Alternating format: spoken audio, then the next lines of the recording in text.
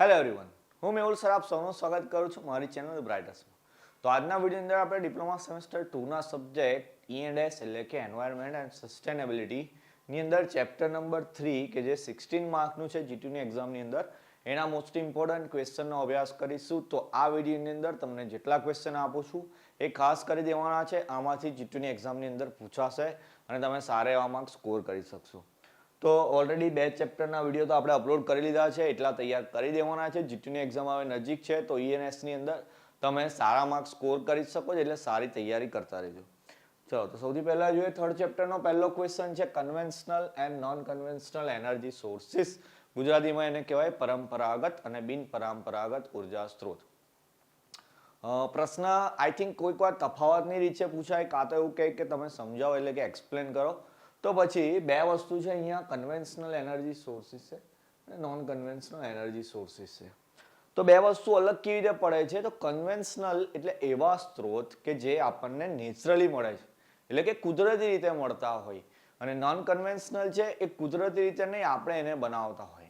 જેમ કે એનું ઉદાહરણ લઈએ, કન્વેન્શનલની વાત કરું તો સોલાર એનર્જી છે, જે સૂર્યનો તાપ મળે છે આપણને, એ કુદરતી રીતે મળે છે, તો એ કન્વેન્શનલમાં આવી જશે. પણ નોન કન્વેન્શનલ એટલે કે એ જ સોલારની અંદરથી આપણે ઇલેક્ટ્રિસિટી જનરેટ કરીએ, કે ભાઈ ઘરે સોલાર લગાવ્યું હોય તો એ સોલારમાંથી ઇલેક્ટ્રિસિટી તો આપણે બનાવી, કે ભાઈ સોલાર રૂફટોપ લગાવ્યા, તો એ જે એનર્જી છે એ કેવી થઈ જશે? નોન કન્વેન્શનલ થઈ જશે. હવે કન્વેન્શનલની વાત કરું તો અમુક કન્વેન્શનલ સ્ત્રોત એવા છે કે જે ખતમ થઈ જવા આવ્યા. જેમ કે એવું માનો કે જમીનની અંદરથી આપણને પેટ્રોલ ડીઝલ મળે છે, થોડાક ટાઈમની અંદર ખતમ થઈ જશે. પણ આપણે જે વૈકલ્પિક બનાવ્યા છે બિનપરંપરાગત એટલે કે નોન કન્વેન્શનલ, એ તો ભાઈ સોલાર છે, તો સોલાર જે આપણે એનર્જી બનાવીએ છીએ ઇલેક્ટ્રિક, એ તો મળતી જ રહેવાની છે, એ તો ખતમ નહીં થવાની. તો બીજો એક ઓપ્શન નીકળ્યો કે ભાઈ આ ખતમ થઈ જશે, આ નહીં ખતમ થાય. પછી અમુક જે સ્ત્રોત છે એ પોલ્યુશન ફ્રી થઈ ગયા. જેમ કે પેટ્રોલ ડીઝલની વાત કરીએ તો એમાંથી તો પોલ્યુશન થઈ શકે, પણ એની મદદ આપણે અમુક ઇલેક્ટ્રિક વ્હીકલ લઈ આવ્યા, બરાબર, તો ઇલેક્ટ્રિક વ્હીકલની અંદર પોલ્યુશન બી થતું નથી. આ રીતે ડિફરન્સ બનાવવાના છે, ઉદાહરણ બતાવવાના છે. 4 માર્કની અંદર પ્રશ્ન પૂછાય તો તમે સારું એવું લખાણ તમે આની અંદર લખી શકો છો. એક્ઝામ નજીક આવશે એમ હું કોશિશ કરીશ કે તમને આની PDF બી પ્રોવાઈડ કરું, પણ ત્યાં સુધી તમારી પાસે બુક હોય તો એમાંથી કેવી રીતે વાંચવાનું છે, ના હોય તો તમે ઓનલાઈન સર્ચ કરીને બી આનો કોન્સેપ્ટ જોઈને તમે લખાણ લખી શકો છો. ચલો બીજો ક્વેશ્ચન જોઈએ આપણે. નીડ ફોર રિન્યુએબલ એનર્જી એટલે કે પુનઃપ્રાપ્ય ઉર્જા સ્ત્રોતોની જરૂરિયાત. પુનઃપ્રાપ્ય એટલે શું? કે એકમાંથી ફરી વાર એનો આપણે યુઝ કરી શકીએ. રિન્યુએબલ એટલે કે જેને તમે ફરી યુઝ કરી શકો એવી એનર્જીની જરૂરિયાત શું છે? તો અત્યારે જ વાત કરીએ આપણે એમ કે જેમ કે વસ્તી વધારો થઈ ગયો દુનિયાની અંદર, લોકો વધતા ગયા, લોકો એટલે લોકોની ડિમાન્ડ વધતી ગઈ. કે જેમ કે એવું માનો પહેલા આટલા બધા વ્હીકલ નતા પડતા, હવે વ્હીકલ વધારે ફરવા લાગ્યા એટલે શું થયું? પેટ્રોલ ડીઝલની ડિમાન્ડ વધી ગઈ. પછી ઝાડ ને બધું કપાવા લાગ્યું એટલે આપણે બિલ્ડિંગો વધારે બનાવી, તો બિલ્ડિંગ વધારે બનાવી એટલે ઇલેક્ટ્રિસિટીની જરૂરિયાત વધતી ગઈ. તો જેવી રીતે વાહનો માટે પેટ્રોલ ડીઝલની જરૂર પડતી ગઈ વધારે, તો એ ઘટવા લાગ્યા, તો આપણે એવા સોર્સ બનાવ્યા કે જેને આપણે રીયુઝ કરી શકીએ. ઓકે, રિન્યુએબલ એવી વાત કરી. તો જે ઇલેક્ટ્રિક બેટરી બનાવી આપણે કાર માટે અથવા તો બાઇક માટે, આપણે એનો ફરી યુઝ કરી શકીએ, એને ચાર્જ કરીને તમે ફરી વાપરી શકો, તો એનાથી ફાયદો થવાનો. ઓકે, પોલ્યુશન તો નહીં જ થવાનું, એ તો આપણે પહેલા ચર્ચા કરી લીધી. પછી ઘરોની અંદર મેં કીધું ઇલેક્ટ્રિસિટીની ડિમાન્ડ વધતી ગઈ, તો આપણે ઇલેક્ટ્રિસિટી શામાંથી બનતી હોય તમને ખબર હશે કે ઇલેક્ટ્રિસિટી કઈ કઈ જગ્યાએથી બને? કાં તો થર્મલ પાવર પ્લાન્ટમાંથી બને, ઓકે, કાં તો હાઇડ્રો પાવર પ્લાન્ટની અંદરથી બને. તો થર્મલ પાવર પ્લાન્ટ એટલે જે બોઇલર અથવા તો કોલસો હોય, કોલસાને ગરમ કરીને ઇલેક્ટ્રિસિટી જનરેટ કરવામાં આવે એ થર્મલ પાવર પ્લાન્ટ છે. હાઇડ્રો પાવર પ્લાન્ટ છે એટલે જે ડેમ હોય, ડેમની અંદર પાણી ટર્બાઇન પર પડે, ત્યાં જનરેટરથી જે એનર્જી બને એ હાઇડ્રો પાવર પ્લાન્ટ છે. તો થર્મલ પાવર પ્લાન્ટ જે કોલસાથી ચાલે તો કોલસો બી એક ટાઈમે પૂરો થઈ જશે જે આપણને જમીનમાંથી મળે. તો આપણે એનો બી ઓપ્શન લઈ આવ્યા કે ભાઈ થર્મલ પાવર પ્લાન્ટમાંથી ઇલેક્ટ્રિસિટી મળી, એની જગ્યાએ આપણે સોલારમાંથી લઈ લઈએ. તો સોલારમાંથી જે મળે જે પોલ્યુશન ફ્રી છે, સોલાર તો ઘટવાનું બી નથી, સૂર્યનો તડકો મળતો જ રહેવાનો છે, તો એ બી રિન્યુએબલ એનર્જીમાં આવી જશે. તો એવી એનર્જી કે જે આપણે વારંવાર મળી શકતી હોય, જે પોલ્યુશન ફ્રી હોય અને અવેલેબલ બી હોય પૂરતા જથ્થામાં, તો એનો ઉપયોગથી આપણે શું કરી શકીએ છીએ? પર્યાવરણનું બી જાળવણ કરી શકીએ છીએ અને આવનારી પેઢી માટે આપણે એનર્જી સોર્સિસ બી બચાવી શકીએ છીએ. ઓકે, તો આ એક પ્રશ્ન છે. એના પછી છે સોલાર ફોટોવોલ્ટેઇક સેલ, જેને PV સેલ બી કહેવાય છે, ગુજરાતીમાં સોલર સેલ કહીએ આપણે. સોલાર સેલ છે એ PN જંકશનમાંથી બનાવવામાં આવે. હવે પીએન જંકશન એકચ્યુઅલી એક પ્રશ્ન છે ઇલેક્ટ્રોનિક્સમાં આવતો હોય છે. બહુ ડીપમાં સમજવાની જરૂર નથી, પણ પીએન જંકશન છે એટલે પી એટલે પોઝિટિવ ને એક એન એટલે નેગેટિવ, બે પ્લેટને જોડીને બનાવવામાં આવે. ઓકે, તો સોલર સેલ તમે જોયો હશે. સોલર સેલ કદાચ જેમ આપણો સાદો સેલ આવે એવો જ સોલર સેલ આવે, પણ એ હાનાથી. ઓકે ચાલો, તમને ખબર હશે કે જે કેલ્સી આવે છે તમારું, એ કેલ્સીની અંદર એક પટ્ટી આવે છે આવી, એક સાદું કેલ્સી જે હોય છે એ પટ્ટી સોલર માટેની હોય. તો તમારી બેટરીના સેલ ઉડી જાય કદાચ તો એ સોલરથી બી ચાલે. કોઈક વાર તમે ચેક બી કર્યું હોય કે ઘરમાં એ કેલ્સી બંધ થઈ ગયું હોય, થોડી વાર તાપમાં મૂકી રાખો તો એ ચાલુ થઈ જાય છે.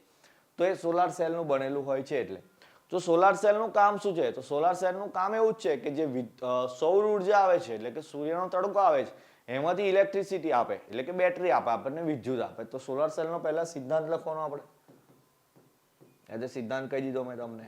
એના પછી આપણે એની આકૃતિ ડ્રો કરવાની, બુકની અંદર આપેલી છે આકૃતિ.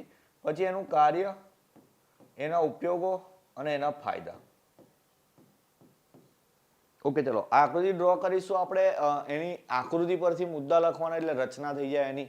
તો એની રચનાની અંદર વાત કરીએ તો જે સોલાર સેલ છે એ એવું મટીરિયલ હોય, કાચનું મટીરિયલ હોય કે જે સૂર્યનો તડકો જે એબ્ઝોર્બ કરી શકે, એટલે કે એનું શોષણ સારી રીતે કરી શકે. તો જ્યાં કાચનું મટીરિયલ હોય ને તો ત્યાં તડકો વધારે એબ્ઝોર્બ થાય. તો જેટલો સૌર ઉર્જા વધારે એબ્ઝોર્બ થાય એટલું પાવર આપણને વધારે, એટલે કે એટલી એનર્જી વધારે મળે. ઓકે, તો એ રીતે પહેલા એની આકૃતિ ડ્રો કરીને આકૃતિ પરથી જ મુદ્દા લખવાના કે એની રચના કઈ રીતે છે. બરાબર. પછી એના ઉપયોગોની વાત કરીએ તો સોલાર સેલનો ઉપયોગ મેં તમને કીધું છે કે ઘડિયાળમાં થાય, કેલ્ક્યુલેટરમાં થાય, એ બધી જગ્યાએ થાય. સેલ છે એટલે સેલનો ઉપયોગ તેવી રીતે જગ્યાએ થશે. એના ફાયદાની વાત કરીએ તો એનો ફાયદો શું છે? એક તો સસ્તું થઈ જાય ભાઈ, કે જેમ કે એને વારંવાર ચાર્જ નહીં કરવાનું કે એને બદલવાનું નહીં, સૂર્યનો તડકો મળતો રહે એટલે તમને ફાયદો થતો રહે. એનાથી કોઈ નુકસાન બી ના થાય પર્યાવરણને, એટલે પ્રદૂષણ ફ્રી છે એવું બી તમે એને લખી શકો. તો સોલાર સેલનો પ્રશ્ન જે આ ત્રણ પ્રશ્નની અંદર સૌથી વધારે ઇમ્પોર્ટન્ટ માનીશ મેં આને પીવી સેલ વાળો પ્રશ્ન. ચાલો, એના પછી ચોથો ક્વેશ્ચન છે સોલાર વોટર હીટર. ચાલો, સોલાર વોટર હીટર તો બધા જાણતા હશે, બધાના ઘરોની અંદર અમુક જગ્યાએ હશે બી ખરું કે સોલર એનર્જીની મદદથી પાણી ગરમ કરવાનું આવે. ઉપર એક સોલાર પ્લેટ લગાવેલી હોય, એની નીચે અલગ અલગ ટ્યુબ હોય કે જેમાંથી પાણી પસાર થતું હોય. એ સૂર્યની ગરમીથી એ પાણીને ગરમ કરે. એકદમ સિમ્પલ વસ્તુ સમજાવું તો એવું માનો કે એક ટેન્ક છે પાણીની, બરાબર, એક પાણીની ટેન્ક છે જેમાં ઠંડુ પાણી છે. પછી અહીંયા આગળ આપણે સોલાર વોટર હીટર લગાવ્યું હોય અને આ બાજુ નળ હોય કે જેમાંથી આપણને ગરમ પાણી મળે. તો એ જે સોલાર વોટર હીટર છે કે એની અંદર બી કાચની નળી, મતલબ આ કાચની પ્લેટ હશે. બરાબર, કાચની પ્લેટ એટલા માટે જ કે સૂર્યનું વધારે શોષણ કરી શકે, સૂર્યની ગરમીનું. હવે એની અંદર અલગ અલગ આવી રીતે ટ્યુબ આપેલી હોય. બરાબર, તો આ જે ઠંડુ પાણી આમાં આવશે એ ટ્યુબની અંદર સર્ક્યુલેટ થાય અને એ જે ગરમી આવી છે એ જે પ્લેટની અંદર ગરમી આવે એ પાણીને પહોંચશે અંદર ટ્યુબમાં રહેલી, અને એ પાણી આમાં પછી આપણને ગરમ પાણી તરીકે મળે. અમુક જગ્યાએ એ લોકો એવું બી રિઝર્વ કરે છે કે ભાઈ દિવસે જે ગરમ થયેલું પાણી હોય એનો આપણે રાતે બી યુઝ કરી શકીએ. એવી બી હવે તો થઈ ગઈ છે સિસ્ટમ. પણ આ રીતે સોલાર વોટર હીટર કામ કરશે. સેમ ઉપરવાળો પ્રશ્ન લખે એવી રીતે જ આમાં બી પહેલા સિદ્ધાંત લખવાનો, એના પછી એની આકૃતિ પરથી મુદ્દા લખવાના કે એની રચના કઈ રીતે છે, શું કામ કરે છે મેં તમને કહી દીધું. એના પછી એના ઉપયોગો બી લખી દેવાના. ચલો, એના પછી ફોર્થ ક્વેશ્ચન જોઈએ આપણો, fifth question, advantages and disadvantages of wind energy.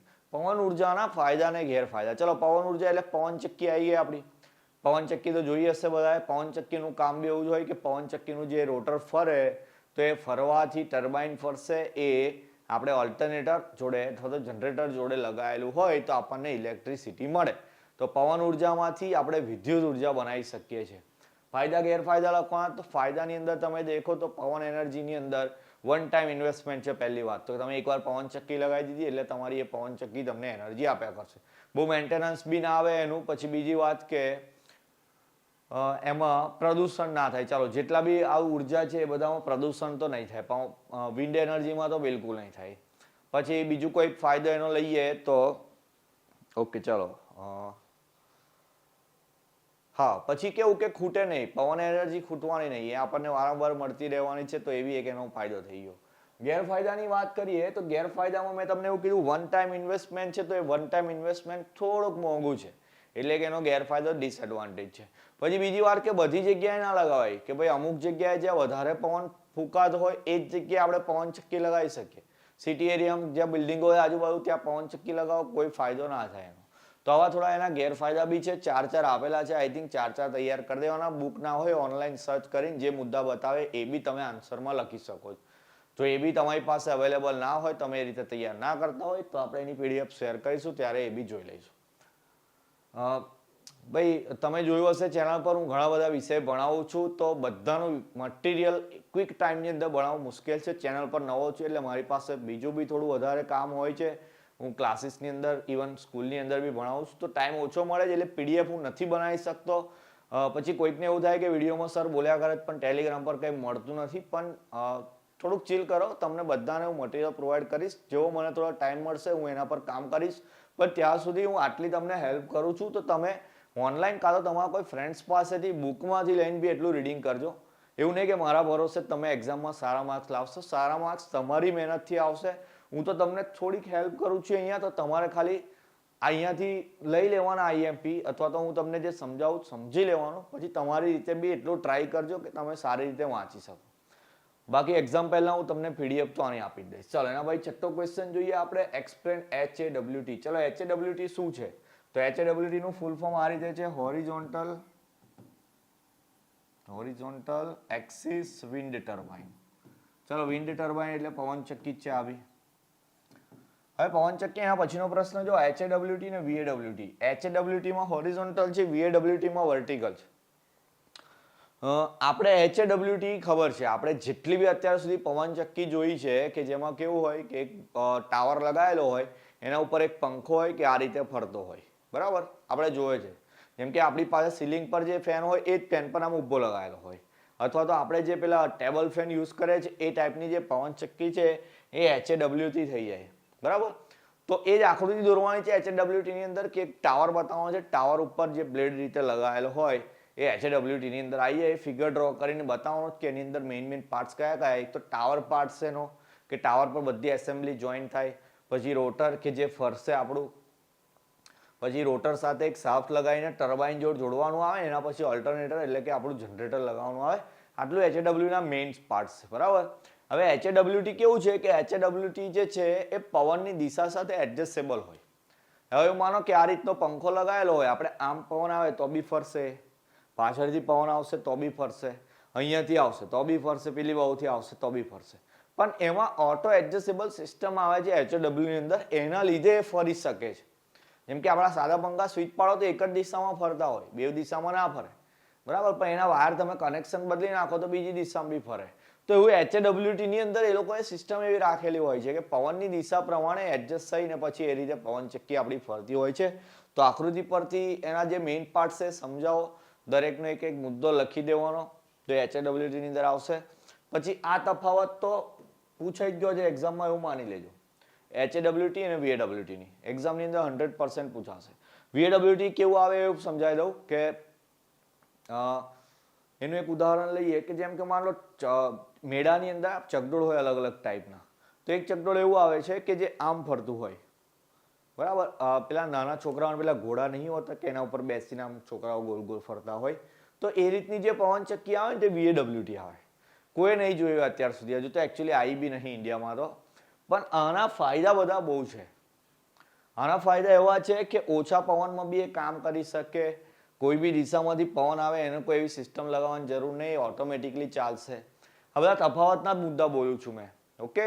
પછી આની અંદર મેન્ટેનન્સ બી ઓછું આવે છે. એવા 7-8 મુદ્દા આપેલા છે. પ્રશ્ન 100% પૂછાશે કહું છું, એટલે ખાસ તૈયાર કરી લેવાનો. આ પ્રશ્નનો જવાબ બી તમને ઓનલાઈન મળી જશે. E&S ના દરેક ક્વેશ્ચનનો આન્સર તમને ગૂગલ પર મળી જશે. તો બુક ના હોય તો તમે ગૂગલ પર બી ટ્રાય કરશો તો તમને સારા એવા જવાબ મળી જાય. ક્વેશ્ચન ટાઈપ કરવાનો, ઇમેજીસમાં જતું રહેવાનું ગૂગલમાં, એટલે તમને જવાબ જ મળી જશે એનો. એ જે તફાવત તમે GTમાં લખો તો બી તમને પૂરા માર્ક્સ મળશે. ચલો એના પછી લાસ્ટ ક્વેશ્ચન આ ચેપ્ટરનો બાયોગેસ પ્લાન્ટ છે. બાયોગેસ પ્લાન્ટ બી 7 માર્કનો મોસ્ટ ઇમ્પોર્ટન્ટ ક્વેશ્ચન છે. ચેપ્ટર કેટલા માર્કનું કીધું તમને હું? ચેપ્ટર છે ઓકે 16 માર્કનું છે. એટલે તમારે 2 માર્ક્સ 2 7 માર્કના પ્રશ્નો આવે ને ઓરમાં, એ રીતે પ્રશ્નો આવશે. બીજા બધા પ્રશ્નો 3-4 માર્કની અંદર પૂછાય. એક આ પ્રશ્ન આગળ મેં તમને કયો કીધો તો PV સેલ વાળો પ્રશ્ન. આ 3માંથી એક પ્રશ્ન 7 માર્કમાં 100% પૂછાશે. એટલે 3 ખાસ તૈયાર કરી દેવાના. બાયોગેસ પ્લાન્ટની વાત કરું તો બાયોગેસ પ્લાન્ટ ગામડાની અંદર પ્રાણીઓના મળમૂત્ર કે છાણ હોય એ બધા કચરામાંથી ભેગો કરીને ગેસ બનાવવામાં આવે કે જે ઓલ્ટરનેટિવ છે. આપણા ઘેર જે ગેસ રાંધીએ છે એનો ઓલ્ટરનેટિવ છે. શું કરવાનું હોય છે એમાં? તો એક પૂરક કુંડી એટલે કે ડાયજેસ્ટર ટેન્ક લગાવેલી હોય. એક ખાડો ખોદવાનો કે જેમાંથી બધો કચરો નીચે નાખી દેવાનો. હવે નીચે આટલું થોડુંક ચલાણ કરવાનું હોય, એમાં ઈંટોનું સિમેન્ટનું ચલાણ કરવાનું. અહીંયા આગળથી કચરો જે આવે એને આપણે પૂરક કુંડી કહીએ ગુજરાતીમાં, ઇંગ્લિશમાં કહીશું ડાયજેસ્ટર ટેન્ક. બરાબર. પછી આ ઇનલેટ પાઇપ છે કે જેમાંથી બધો કચરો અંદર આવશે. કચરો અંદર આવ્યા પછી શું થાય? તો આ જેટલી બી વસ્તુ આવે અંદર આવે એટલે સડાઈ, એનું વિઘટન થાય, એમાંથી ગેસ બનશે. તો ગેસ બને એટલે અહીંયાથી ગેસ ડિસ્ટ્રીબ્યુટર પાઇપ લગાવવાની. અહીંયા ગેસ સિસ્ટમ છે, એક કોક લગાવી દો કે ભાઈ જ્યારે ગેસ જોઈતો હોય તો કોક ચાલુ કરી દેવાનો. ત્યાંથી એક લાઈન કે ઘેર ગેસ પહોંચાડવો હોય તો પહોંચી જાય. જેટલો બી કચરો આપણે અંદર નાખ્યો છે એવું નથી કે બધા કચરામાંથી બધો ગેસ બની જાય. અમુક કચરો એવો ને એવો રહી જાય એટલે એક બીજી પાઇપ રાખવાની એનાથી બહાર કાઢવા માટે. અને અહીંયા લખી દઈએ આપણે બહારની કુંડી અથવા તો ડિસ્ચાર્જ ટેન્ક લખી દઈએ. આ ડિસ્ચાર્જ પાઇપ છે, આ ડિસ્ચાર્જ ટેન્ક છે. જે કચરો બહાર બાકીનો મળશે એનો આપણે ખાતર તરીકે ખેતીમાં ઉપયોગ કરી શકીએ છીએ. તો આ જે બાયોગેસ પ્લાન્ટ છે એનો એક એડવાન્ટેજ છે કે જેટલી વસ્તુ વપરાય છે એમાંથી ગેસ મળે છે, અને જે નથી વપરાતી એનો બી આપણે ખાતર તરીકે ઉપયોગ કરી શકીએ છીએ. બહુ સહેલું છે કે કોઈ બી જણ એની ઘેર બી આને બનાવી શકે. ખાલી એક ખાડો ખોદીને જ કરવાનું હોય છે. બહુ ખર્ચો બી નથી હોતો અને સારી એવી વસ્તુ છે કે જે પોલ્યુશન ફ્રી બી છે. તો આ પ્રશ્ન પૂછાય એમાં બી પહેલા સિદ્ધાંત લખવાનો, આકૃતિ ડ્રો કરવાની. આકૃતિ પરથી મુદ્દા એટલે રચના થઈ જાય, કેવી રીતે કામ કરે એનું કાર્ય, ફાયદા, ગેરફાયદો તો આઈ થિંક કોઈ છે નહીં. જો આપેલો હોય તો તમે ગેરફાયદા બી લખી શકો. તો 7 માર્કના પ્રશ્નની અંદર આ રીતે જવાબ લખવાનો છે. આ ચેપ્ટરના 8 પ્રશ્નો તમારા રેડી થઈ જાય એટલે માની લેવાનું કે તમારા ચીઠીની અંદર 16 માર્ક તૈયાર થઈ જશે. ક્લિયર? તો આ તો યસનું 3rd નંબરનું ચેપ્ટર. નેક્સ્ટ વિડીયો અંદર 4th ચેપ્ટર લઈ લઈશું. ત્યાં સુધી 1 થી 3 ચેપ્ટર તૈયાર કરી દેવાના. પોતાનું ધ્યાન રાખવાનું. જય હિન્દ, જય ભારત.